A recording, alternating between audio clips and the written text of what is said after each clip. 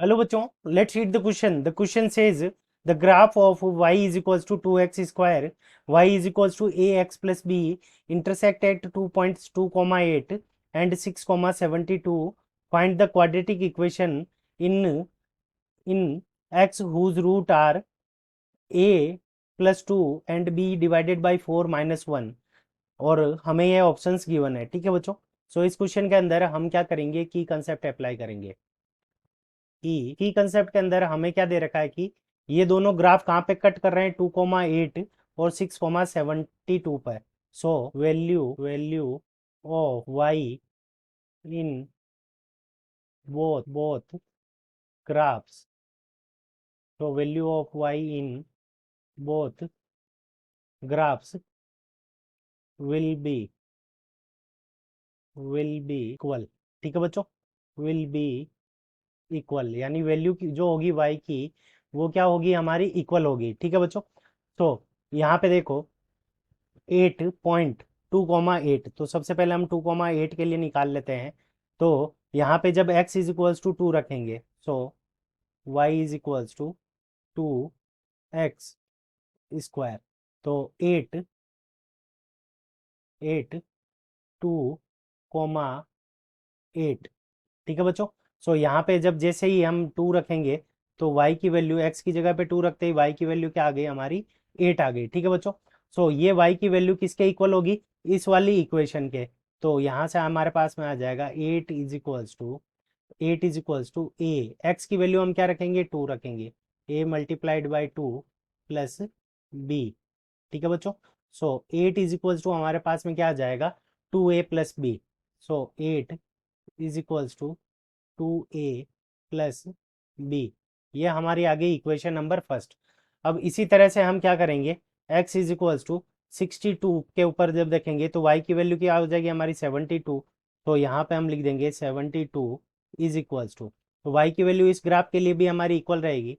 तो x की value यहाँ पे क्या रखेंगे, 6 प्लस बी. ठीक है बच्चों.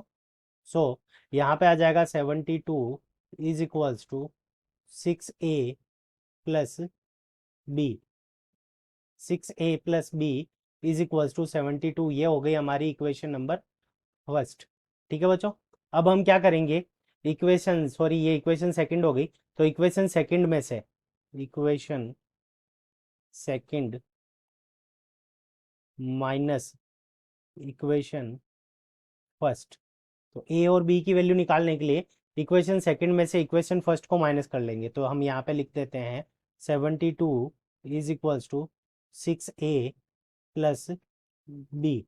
और यहाँ पे हमारा क्या है, 8 इज इक्वल्स टू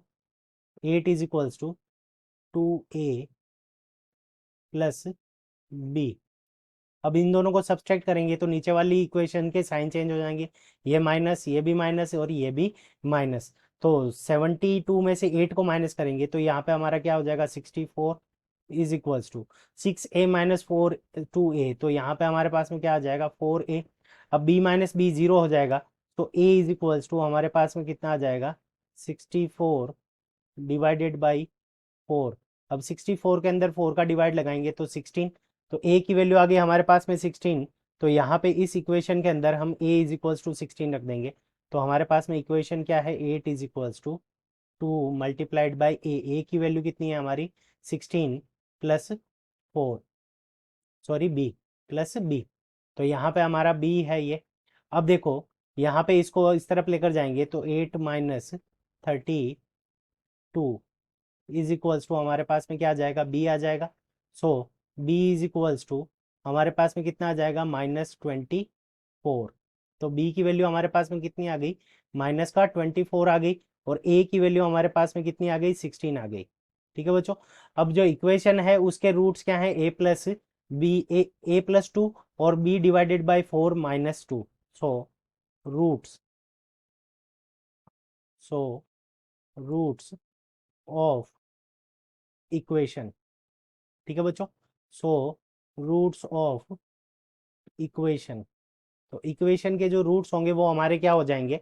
तो सबसे पहले a प्लस 2. तो यहाँ पे a plus 2 is equals to. तो यहाँ पे क्या आ जाएगा, ए की वैल्यू हमारे पास में क्या है 16 प्लस 2, तो 16 प्लस 2, तो ए की वैल्यू हमारे पास में कितनी आ गई, एक रूट क्या आ गया 18, और दूसरा क्या है b/4, b/4 -1, तो b की वैल्यू हम यहाँ पे रखेंगे, तो -24 डिवाइडेड बाई 4 -1, तो यहाँ से कितना आ जाएगा -6 और -1, तो यहाँ पे कितना आ जाएगा -7। तो इक्वेशन ऑफ रूट क्या है हमारे 18 और -7। ठीक है बच्चों, अब इक्वेशन को हम क्या लिख सकते हैं, इक्वेशन को हम इस फॉर्म में लिख सकते हैं x² minus alpha plus beta, alpha और बीटा दो रूट हो जाएंगे, alpha plus beta into x multiplied by alpha multiplied by beta is equals to 0। अगर ये हमारा अल्फा है और ये हमारा बीटा है तो इनकी वैल्यू पुट कर लेते हैं, एक अल्फा हो गया एक बीटा हो गया, सो यहाँ पे हमारे पास में क्या आ जाएगा, x² माइनस 18 और बीटा की वैल्यू क्या है -7 मल्टीप्लाइड बाई एक्स प्लस यहाँ पे क्या है 18 multiplied by -7 is equals to 0। तो यहाँ हमारे पास में क्या इक्वेशन बच जाएगी, x², 18 में से 7 जाएंगे तो माइनस का 11 x, और 18 और 7 को मल्टीप्लाई कर देंगे तो माइनस का 126 इज इक्वल्स टू 0। तो हमारे पास में इक्वेशन क्या आ जाएगी, x² minus 11x minus 126 is equals to 0। तो ये हमारा क्या है, करेक्ट आंसर है। अब हम देखते हैं कि ये हमें कौन सा ऑप्शन के अंदर गिवन है, तो ये हमें गिवन है ऑप्शन नंबर डी के अंदर, x² minus 11x minus 126 is equals to 0। So option D is the correct answer of this question. I hope you understood it well. Best of luck. Thank you.